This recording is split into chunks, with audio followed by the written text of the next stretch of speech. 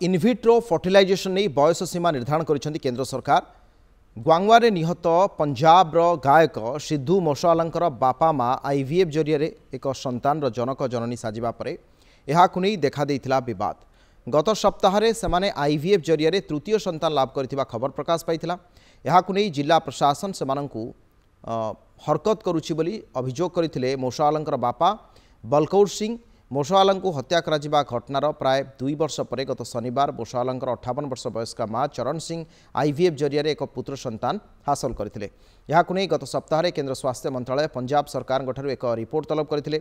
ए report प्राप्त होगा पर केंद्र सरकार दर्शाई आईवीएफ पई बयस सीमा रही 21 रु 50 वर्ष। केंद्र सरकार जारी करथिबा पत्र दर्शाई जे असिस्टेड रिप्रोडक्टिव टेक्नोलोजी नियामक आईन 2021 धारा 21G1 अनुसार आईवीएफ बयस सीमा रही 21 रु 50 वर्ष। गत 2022 में 29 तारिख में पंजाब मानसा मोसावाला को गुली करी हत्या करा जायथिला।